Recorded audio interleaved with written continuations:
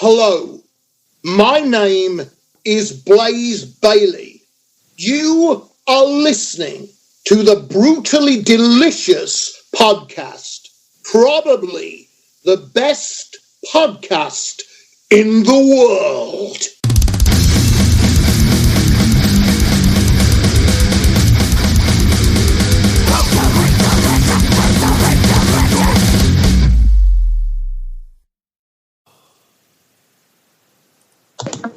Hello? Hello, Blaze. How are you? Bruce Moore here. All right, hello, Bruce. Why are you phoning me? Huh? Why are you phoning me? I haven't had any accidents, and I don't want a new long-distance provider, and I don't need any internet. Yeah, you don't need If this is a sales call, forget it, Bruce. How are you, my friend? Good. Very, very good. I'm too good, really. That's good. I've got If people knew how good I really was, they'd try to stop me feeling this good. You need to share that. Yeah, I feel bad for other people who think they feel good, they don't. Because this is feeling good. That's my partner, Chris. I feel good. Really? It's nothing compared to how good I feel. That is great. That's my partner, Chris, there, man. Hey, Blaze. How you doing, man? Chris, how are you doing? Well, I was going to actually start with the sales call. I'm wondering if you need, car insurance, an extended car warranty. Chris, why are you hanging around me, Bruce, for? Huh? He's my ticket to the big time. Oh, okay, yeah. I can see it Yeah, now. that's me. I can see it now, Chris. I can see you've got you two. There's something going on between with you two. Like some kind of weird serial killer team. Do you remember making curry fish sticks for me? Oh, yeah. That was a long time ago. If you want a new episode, I've got a new signature dish. Hell yeah. What is this dish? The new one, it's my spicy beans in a Greek style. Yeah, send it on over. Yeah, I'll try and do it for you, man. I'm very, very proud of it. It's a lot more healthy than the fish finger curry. I'm on a health kick now.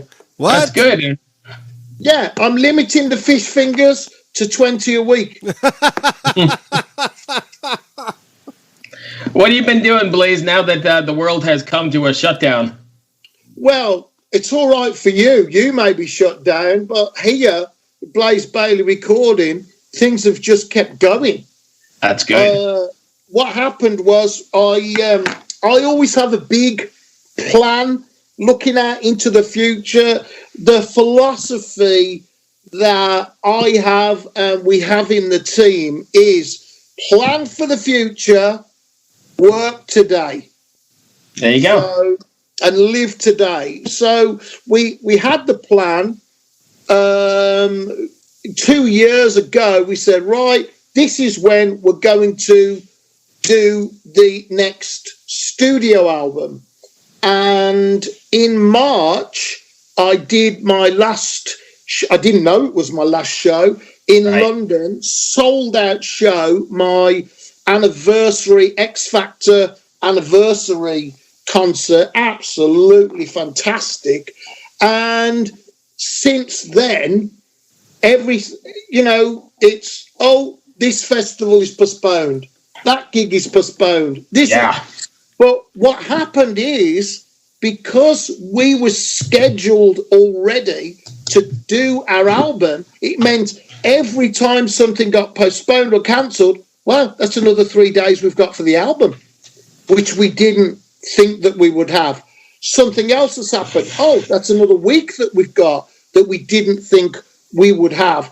And so we've had a lot more of the time which you rarely get, and it's this cooking time where you walk away from the songs, you leave them, you come back a couple of weeks later and go, right, now, with a fresh perspective, how do I feel? Does it still make sense to me? Or is that riff really only there because it reminds me of something Metallica did 30 years ago? Right. And that's it. So I've been working on the album with Chris Appleton. It's a weird way of working because the drummer has to record himself and send the bits. We had the bass player here in the home studio, socially distanced. And then we've got our workstations set apart, socially distanced. And then we're, doing all that. But we've functioned and we've been recording and we've made what we think is a good album that goes to mastering, and it should be out next March. So we've stayed busy. That's beautiful.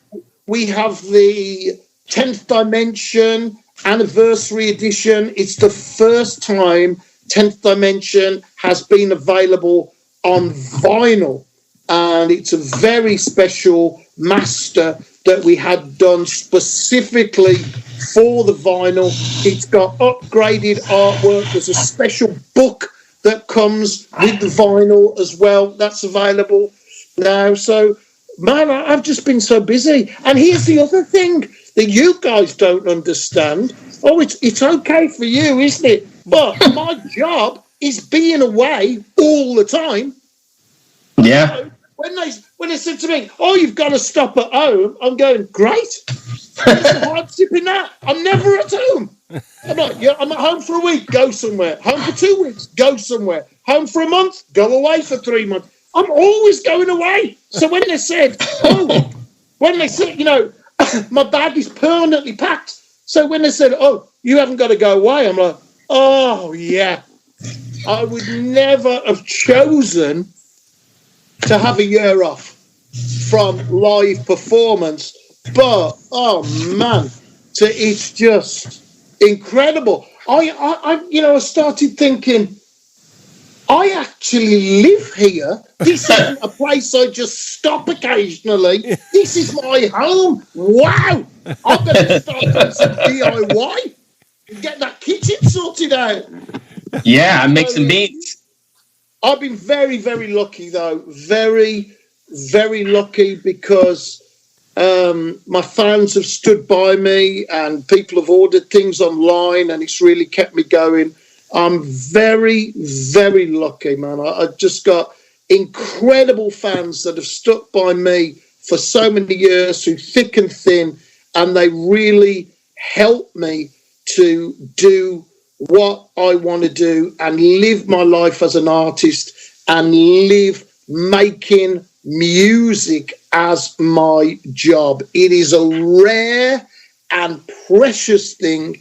It's a privilege that I have, and my fans are absolutely a part of this dream that I'm able to live, and they're part of making that possible for me. So I have to thank my fans so much, especially in these dark times, for sticking by me and supporting me. I've been so lucky. And you know what?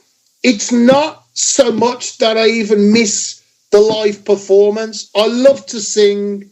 I love to perform. But what I miss is meeting my fans. At every Blaze Bayley show, there is a free meet and greet. And I meet people and say hello. And some people that are, have been coming to see me for years. I know on first name terms. And that is the hardest thing. I really miss people. Miss my fans. So that's very, very difficult. You do free meet and greets at your show? That is, it's a requirement. It's something I'm very, very serious about, and some people don't get this. And I have to say sometimes to the promoter or the owner of the venue that, right, I need space to do a meet and greet after my show. And I'm telling you now that if there is no meet and greet provision, there's no show. Wow. Good for you. You know what? That's what I do. And you know what? I've had to sign outside on the street sometimes because they run the show so late, they don't leave time for the meet and greet. I've been outside venues with my fans signing and having photos outside because they didn't make time for the fans to have the meet and greet inside the venue. And I've done that on a couple of occasions. And one time I did it, it was 300 people in Buenos Aires on the street, man. It was madness. And there was no security, no nothing.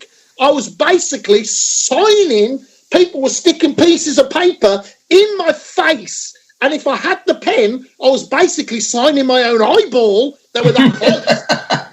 It took so long, man. And they were going, don't you want to come inside, Blaze? I'm like, what? Who the fuck do you think you are? That you think you're more important than the people that bought the ticket that enabled you to come to Buenos Aires in the first place? Absolutely. So, so for me, that's very important. I understand not everybody can do that, but I am an independent artist. I own the record company. It's microscopic as record companies go. So it sounds very important, but actually it's not a very big deal. But I'm completely independent. And the people that support me directly are my fans. Well, you know, so many. I don't have a big house. I don't have a fancy car. I don't have an exotic motorcycle. I have a very humble life because music is my whole life. And for me, the people that support me and make that possible are my fans. So it's very important to me to be able to meet my fans and just say thank you. For other artists, they need the money, man. They don't sell the CDs that they want to. They have a big production on the road. They have a tour bus, luxury hotels. They have, all sorts of things they have to take care of. I don't have any of that. I live for music. It's all about the music for me. I don't have a big production. When you come and see Blaze Bayley, what you see is passion. And that's the number one ingredient of every show that we do. That's awesome. Yeah, I find it refreshing because so many bands nowadays are charging like $200 VIP meet and greet before the show. After a ticket. After the ticket. And well, they got to do that. They have an overhead. Here's what's happened. We have a choice. Yeah, you have a choice. You don't have to buy that ticket. You don't have to have that meet and greet.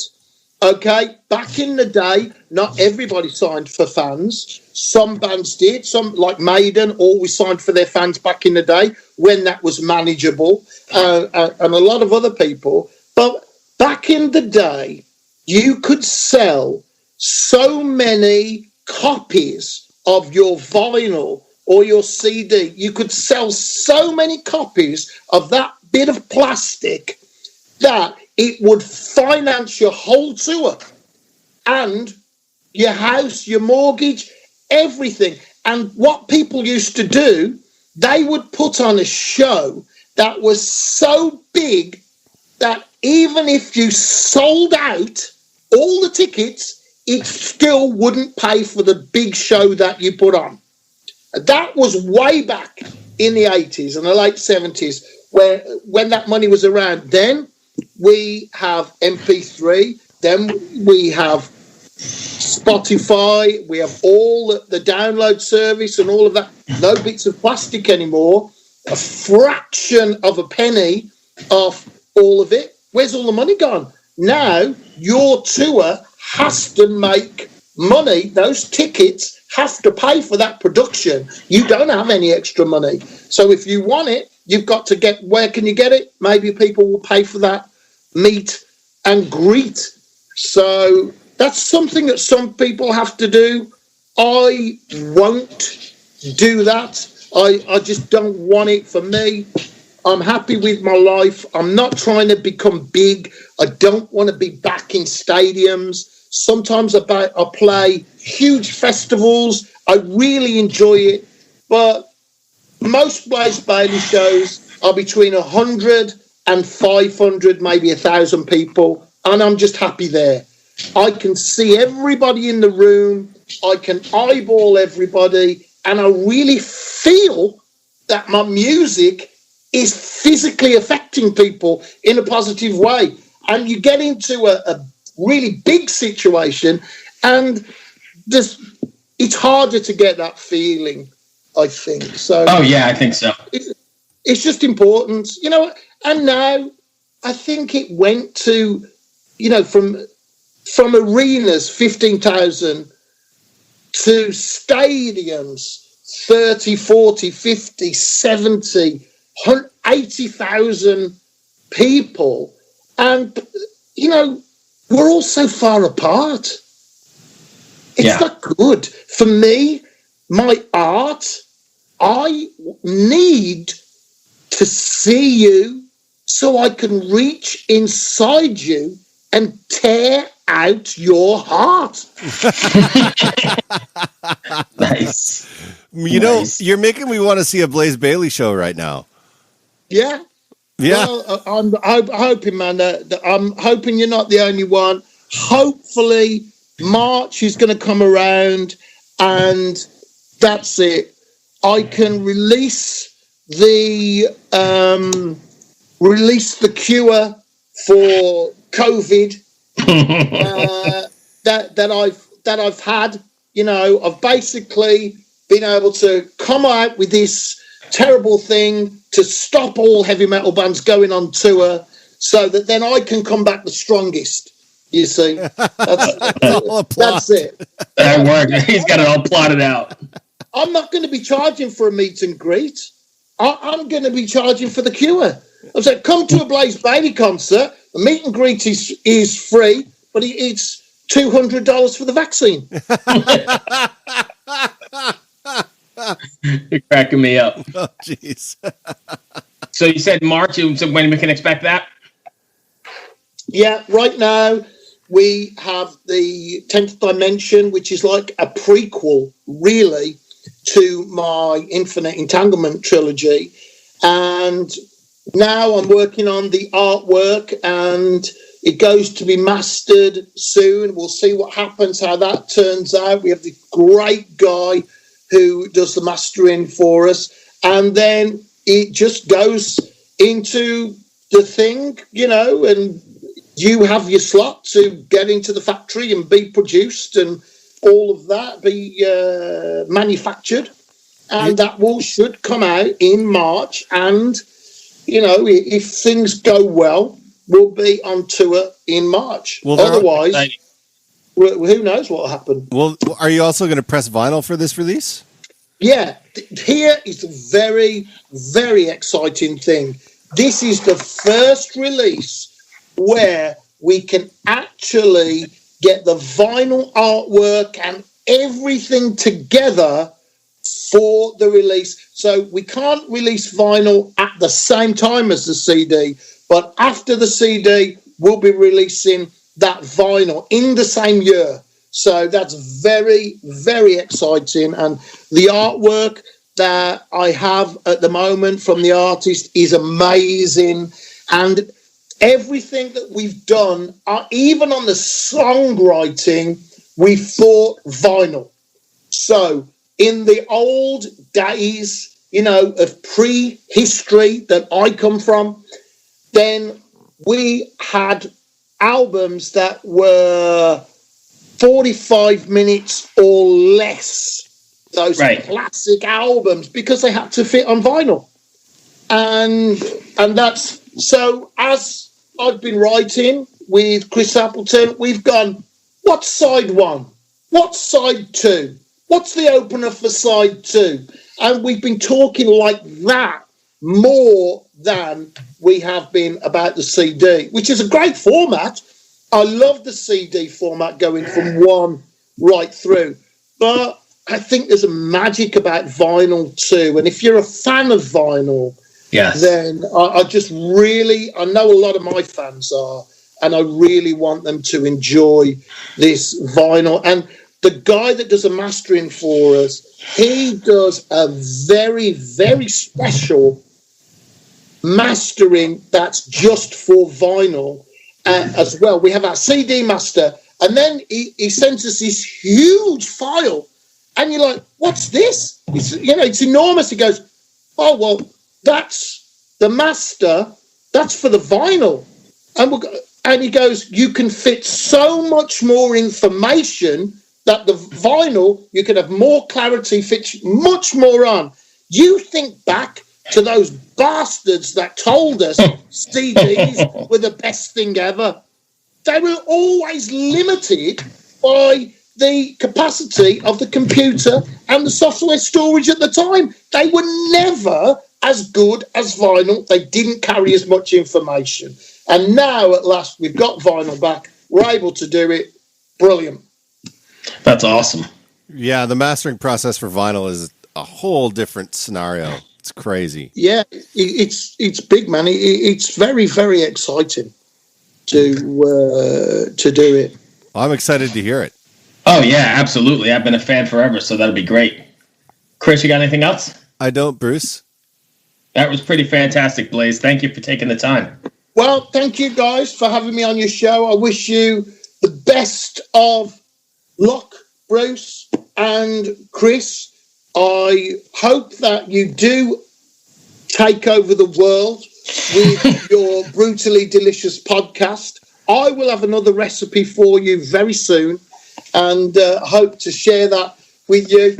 So thank you so much for having me on the show. Thanks to all of my fans for supporting me through this. I hope everybody stays safe and we all come through the other side and we can get back to concerts. Hello out there. Yes, hello out there, everyone. I'm Hal Schwartz. And I'm Flynn McLean. Together we host None But the Brave, a podcast dedicated to the music and career of Bruce Springsteen. Bruce and E Street Band are on tour right now for the first time in 6 years, and we're taking a detailed look at what's happening on stage in our bi-weekly episodes. We've also been recently joined by some very exciting guests, including rock journalist Warren Zanes and Stephen Hayden, Backstreet's Magazine founder Charles Cross, and Barstool's Kirk Minahan. If you're a diehard Springsteen fan, this is the show for you. So please subscribe to None But the Brave on your favorite podcasting platform, and we hope to see you further on up the road. Thank you so much. We'll be seeing you.